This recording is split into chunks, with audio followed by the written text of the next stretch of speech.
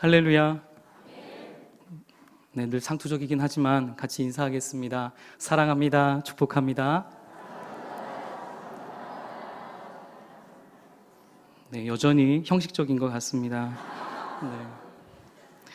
네. 오늘 함께 나눌 말씀의 주제는 나의 관심과 주님의 관심은 다르다입니다. 한국표준협회가 발표한 2018년 소비 트렌드에 따르면 소비자들이 평소 가장 관심 있는 분야는 건강으로 조사됐고 이어 자산관리, 노후 등의 순이었습니다. 그런데 이 조사는 2017년에 자산관리, 건강, 노후였던 순으로 비춰볼 때 건강에 대한 소비자들의 관심이 더욱 높아졌던 것이죠. 그런데 더욱 흥미로운 것은 모든 연령에서 건강을 가장 관심이 높은 요소로 꼽았다는 점입니다. 다만 30대의 경우에는 건강과 함께 자산 관리에 높은 관심을 보였다고 해요. 이처럼 건강을 1순위로 꼽은 소비자들이 건강을 위해서 하고 있는 활동은 뭘까요? 네, 운동이 가장 압도적으로 많았다고 합니다. 거의 74.8%가 운동을 하고 있다고 해요. 저도 요즘 건강 관리 및 다이어트를 위해서 하고 있는 게 있습니다. 몇몇 분들은 알고 계실 텐데요. 태권도를 작년부터 제가 배우고 있는 중입니다. 벌써 1년이 다 되어 가는데요. 제가 지금 빨간띠입니다. 곧 있으면 국기원 가서 단증을 따야 될 시기가 오고 있습니다. 이처럼 아마 우리들 중에도 수영, 필라테스, 배드민턴, 공원에서 걷기를 하십니다. 또 예전에는 제가 블루밍의 뒤에 산에 올라가서 운동기구들을 가지고 운동을 했었는데 그때 산 중턱에 보면 이런 분들이 계셨습니다. 에어로빅을 하시는 분들이 계셨습니다. 거기에 우리 교인들도 상당수 있었던 걸로 제가 알고 있습니다. 여러분, 우리 모두는 건강에 대해 관심이 많습니다. 또한 건강을 위해서 건강보조식품을 섭취하고 계시기도 할 것입니다. 저는 꼭 챙겨 먹는 약들이 있습니다. 특히 그 중에도 비타민을 열심히 챙겨 먹습니다. 약간 몸이 오싹오싹 한다거나 감기가 들어온다면 저는 어김없이 비타민 2알을 꺼내 들어서 제 입속에 털어놓곤 합니다. 그러면 왠지 마음이 편안해지더라고요. 왜냐하면 먹을 때와 먹지 않을 때 현저히 차이를 느끼기에 더 찾는 것 같습니다. 아직 젊은 나이인데 죄송합니다. 그리고 소득별로 보면 소득이 높을수록 운동과 건강보조식품 섭취 비중이 상대적으로 높았다고 해요. 이처럼 우리나라 모든 연령은 돈보다 건강에 관심을 더 많이 가지는 것으로 조사가 되었다고 해요. 여러분, 무엇에 대해 관심이 많은 편이십니까? 한국표준협회가 발표한 것처럼 건강에 대해 더 관심이 많은 것은 아니십니까? 아니면 자산관리, 아니면 벌써부터 노후에 관심을 쏟고 계신 것은 아닙니까? 또 여러분들 중에 자녀에 대한, 또한 취업에 대한, 학업과 결혼 등에 대한 이런 것에 관심을 갖고 계시는 것은 아닙니까? 이런 관심을 갖고 있는 저와 여러분에게 마치 찬물을 끼얹는 것 같지만 전도급파 훈련에 2가지 진단 질문 중 한 질문을 드리고 싶습니다. 만일 오늘 밤이라도 이 세상을 떠나신다면 천국에 들어가신다는 것을 확신하십니까? 네, 이건 기대하지 않았는데요. 여러분, 아무도 우리의 삶을 예측할 수 없습니다. 오늘 밤에 우리가 하나님의 품으로 인도될 수 있기 때문이죠. 안타깝게도 우리는 며칠 전 헝가리의 부다페스트에서 유람선 사고로 그만 동족을 잃었죠. 또 얼마 전 기사에 보니 필리핀에서 유명한 여행 작가의 손발이 묶인 채로 총알이 머리에 박혀 죽었다는 소식을 보았습니다. 그리고 금요일 오전 기사를 보다 보니 스페인에서 오토바이 날치기를 피하다가 어떤 여성이 그만 넘어져 머리를 크게 다쳐서 사흘 만에 결국 숨지는 사건이 발생했습니다. 여러분, 우리가 요즘 가장 중요하게 생각하는 이 관심들이 이처럼 허무하게 중지될 수 있습니다. 우리가 중요하게 생각하는 건강, 자산관리, 노후 등 이런 부차적인 것이 죽음이라는 문턱이 우리에게 찾아왔을 때 말입니다. 우리가 중요하게 생각하는 부차적인 것에 관심이 많은 우리와는 달리 예수님은 그의 인생의 초점이 맞춰져 있지 않았습니다. 그의 사역의 핵심은 오로지 마가복음 1장 15절에 있었습니다. 한번 찾아볼까요? 마가복음 한 장만 앞으로 넘기시면. 마가복음 1장 15절 말씀 같이 읽겠습니다. 시작. 이르시되 때가 찼고 하나님 나라가 가까이 왔으니 회개하고 복음을 믿으라 하시더라. 아멘. 예수님은 우리처럼 자신의 건강에 있지도 않았고 자산 관리에 집중하지도 않았고 또 무엇에 집중하지 않았습니까? 노후에도 집중하지 않았습니다. 예수님은 그의 미래에 집중되어 있지 않았습니다. 세상의 이목에 집중하고 있지 않았어요. 다시 한번 말하지만 오로지 하나님의 나라의 복음을 전파하고 가르치며 이 복음을 통해 치유하시고자 하는데 오로지 관심을 가지고 계셨어요. 누가요? 네, 예수님께서요. 이런 사실을 마태복음 4장 23절, 24절에서도 알 수 있습니다. 제가 읽어드리겠습니다. 예수께서 온 갈릴리에 두루 다니사 그들의 회당에서 가르치시며 천국 복음을 전파하시며 백성 중에 모든 병과 모든 악한 것을 고치시니 그의 소문이 온 수리아에 퍼진지라. 사람들이 모든 앓는 자, 곧 각종 병에 걸려서 고통당하는 자, 귀신 들린 자, 간질하는 자, 중풍병자들을 데려오니 그들을 고치시더라. 여러분, 예수님은 하나님께서 보내신 목적과 뜻을 이루고자 그의 관심은 사랑하는 모든 이들에게 있었습니다. 그들에게 복음을 전파하고 가르치며 그들의 질병을 고쳐주시는데 온 열정을 쏟았습니다. 십자가에서 죽는 그 순간까지도 주님의 관심은 이 세상을 구원하는 데 있었어요. 그러나 오늘 읽은 본문에서 주님의 관심은 사뭇 그 당시 주요 인사였던 바리새인의 서기관들에게 맞지 않는 관심이었어요. 굳이 세리 마태를 부르셔야만 했는가 였고 세리와 죄인들과 함께 식사까지 해야 했는가 였습니다. 여러분 13절을 보면 예수님의 관심이 어디에 있는가를 볼 수 있습니다. 아까 말씀드린 것처럼 오로지 하나님 나라의 복음을 가르치는 일에만 있었어요. 그에게 있어서 대상이 누구인가는 중요하지 않았습니다. 대상이 중요하지 않은 예수님의 발걸음은 그를 보고 그에게 말씀하셨습니다. 나를 따라오라. 누구에게요? 네, 저는 다른 세상에 있는 것 같습니다. 14절을 보겠습니다. 14절 말씀 같이 읽겠습니다.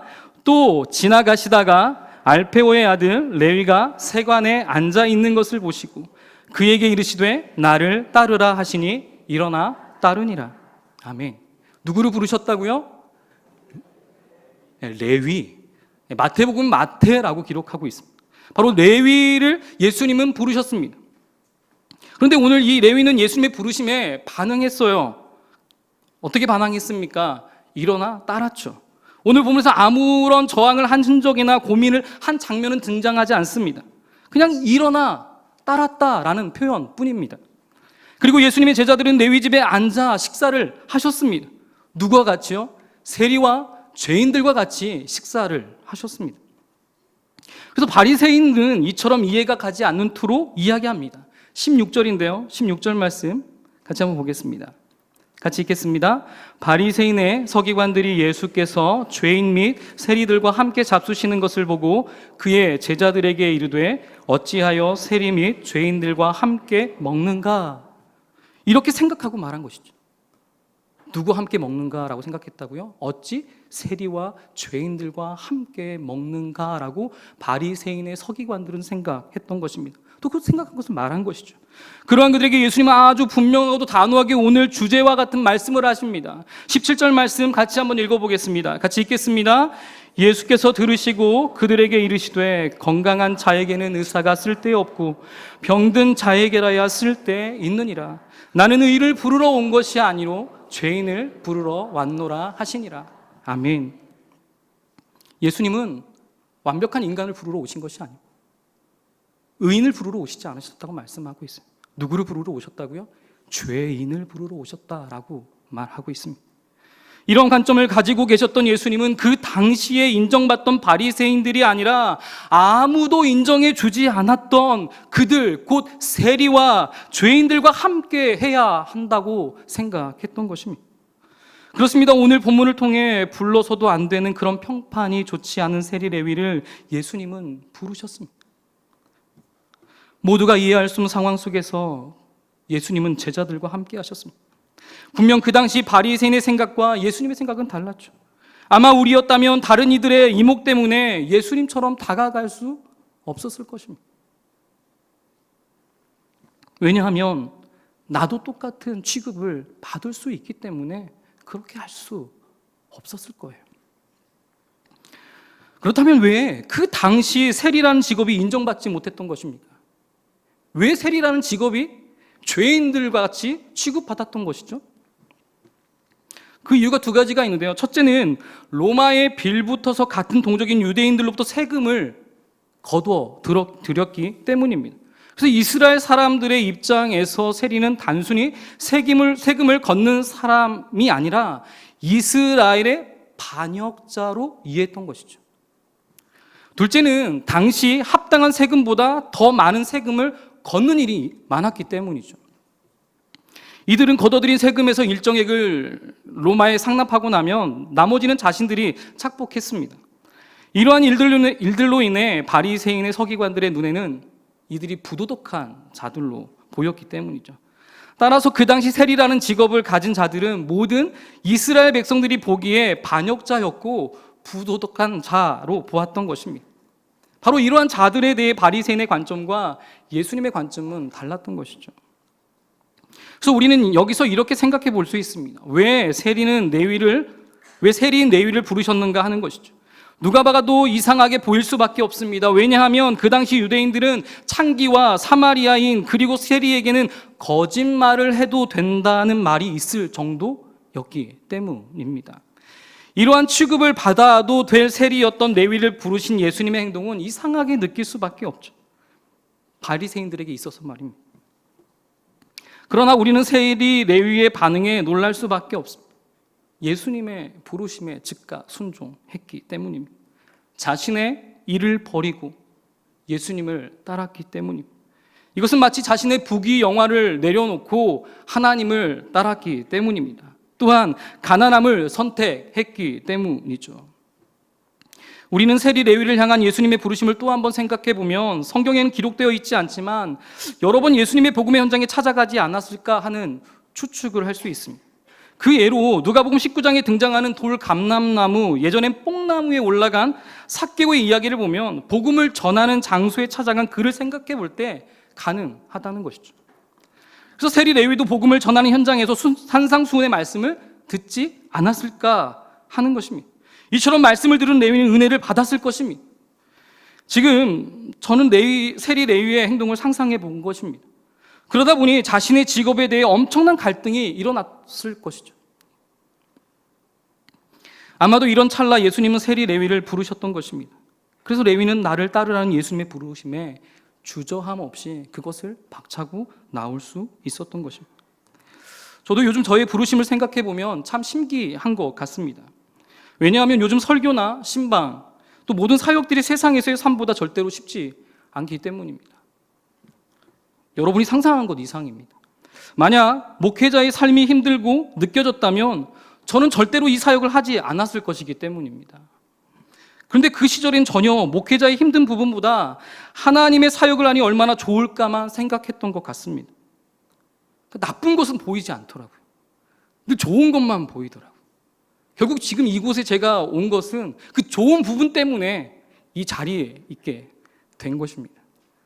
여러분, 어디를 선택할 때에는 안 좋은 부분들까지도 꼭 보셔야 합니다. 네, 너무너무, 네, 이건 이제 들어서면 돌아서지 못하거든요. 네. 네. 그래서 지금 이 길에 서 있는 것 같습니다. 은혜 맞죠? 네. 은혜가 맞습니까? 그런데 왜 이렇게 힘이 들죠? 네. 그리고 오늘 본문에는 등장하지 않지만 누가복음 5장 29절을 보면 예수님과 제자들이 함께 식사를 하게 된 배경을 기록하고 있습니다. 한번 찾아볼까요? 제가 지금 다들 졸리신 것 같아서요. 누가복음 5장 29절 말씀입니다.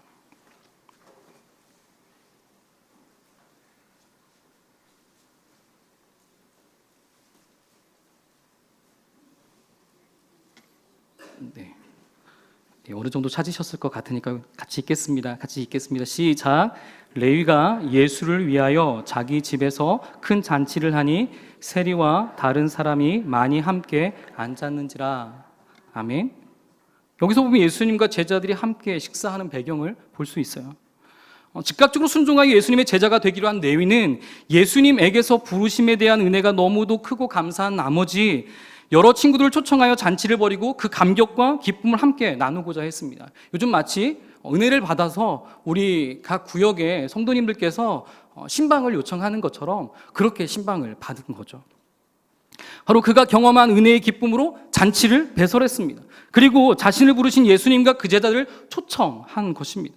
근데 여러분, 또 한 가지 우리가 생각해 볼 것은 레위를 부르셨으면 되었지 왜 굳이 무엇 때문에 예수님과 제자들은 세리와 죄인들과 함께 식사를 하신 것입니까? 아까도 이미 답을 말씀드렸지만 17절이죠. 예수님께서는 건강한 자에게 의사가 쓸데없고 병든 자에게라 쓸데있기 때문이고 나는 의인을 부르러 온 것이 아니라 죄인을 부르러 왔기 때문에 그와 같은 모습은 당연하다라는 것입니다.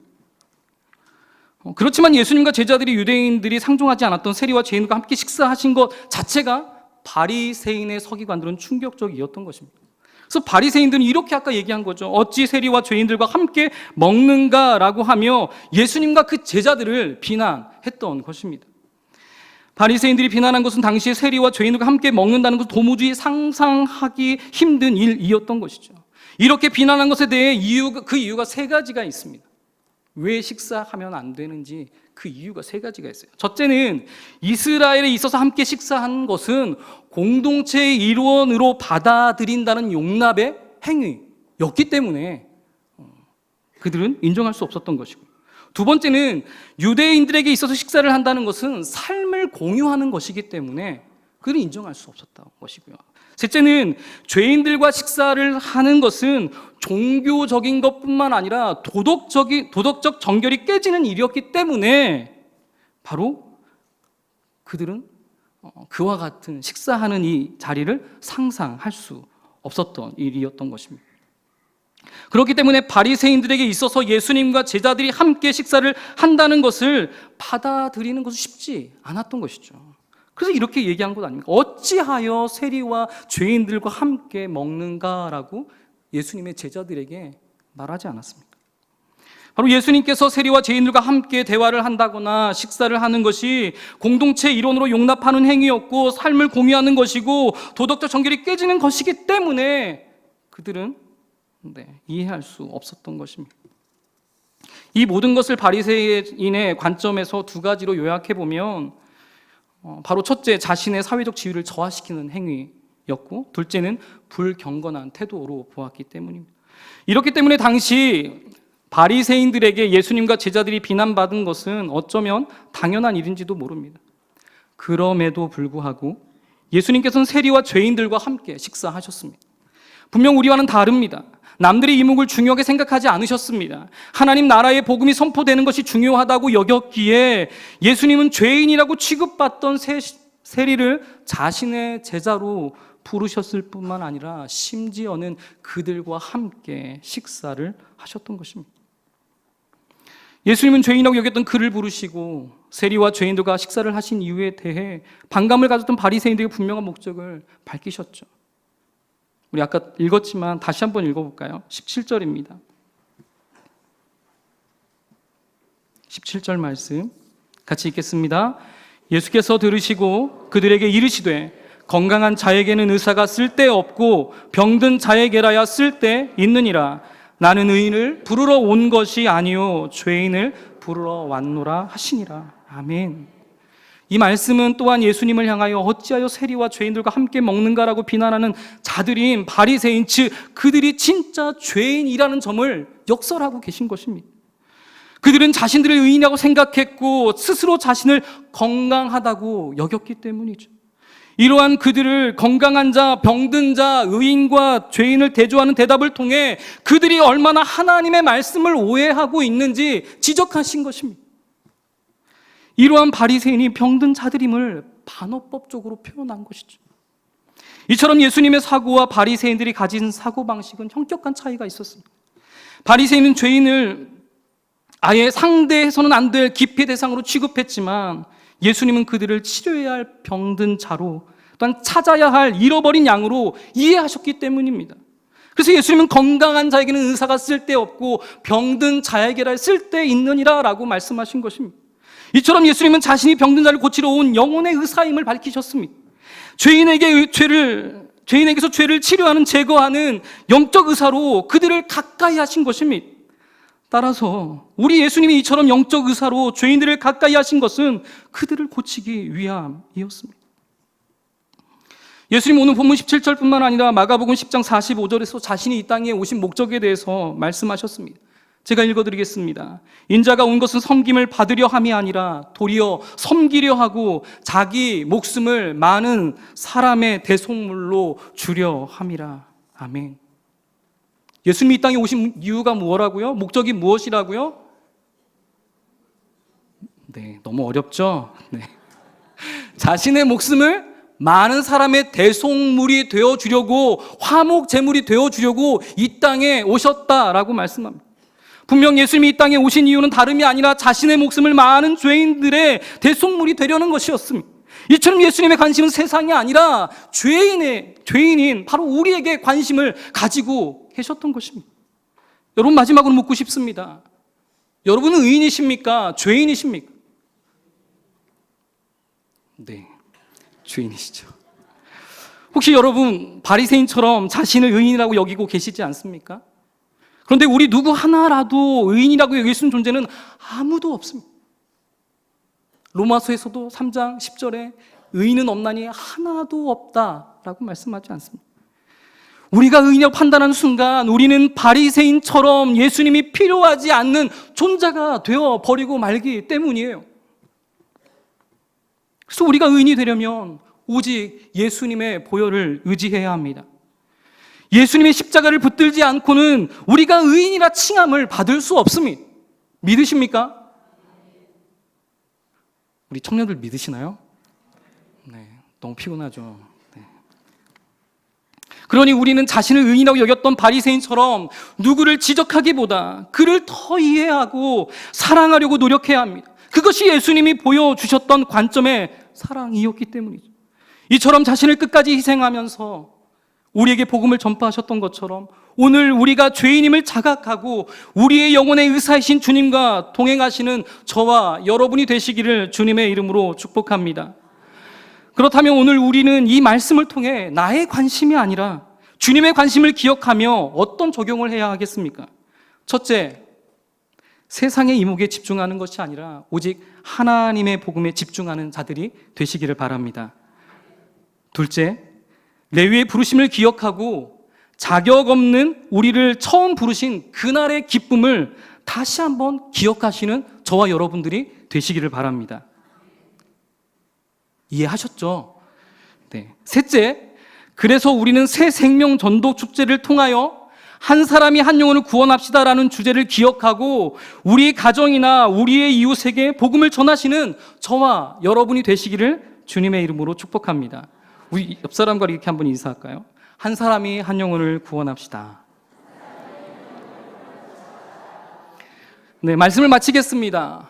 이제 우리는 세상에 필요한 것에 집착하고 관심을 갖기보다 예수님 때문에 세상에 집중하고 복음으로 말미암아 열심을 쏟는 자들이 되시기를 바랍니다. 그래서 세상에서 바리새인의 관점이 아니라 오직 예수님의 사역 위에서의 관점을 가짐으로 모두를 사랑하고 이해하며 배려하고 품어주는 예수님의 제자들이 되시기를 소망합니다. 그리고 우리의 영혼까지도 치유하시는 영혼의 의사가 되시는 예수님만을 붙드시기를 소망합니다. 그리고 영혼의 의사가 필요한 이들에게 오늘도 각자의 삶으로 나아가 복음을 기쁨으로 전하시는 저와 여러분이 되시기를 주님의 이름으로 축원합니다. 기도하겠습니다. 사랑해 주님, 우리는 바리새인처럼 세상적 관심에서의 모습이 아니라 주님의 은혜의 관점에서 사랑으로 바라보는 삶으로서 또한 사역으로서의 삶이 될 수 있도록 주님 우리를 도와주옵소서. 우리가 늘 예수님처럼 생각하고 말하며 행동하는 자들이 되게 하옵소서. 이제 이런 우리를 통해 복음이 전해지고 교회에서 더 사랑하고 이해하며 배려해주는 행복한 공동체가 될 수 있도록 인도해 주옵소서. 예수님의 이름으로 기도합니다. 아멘.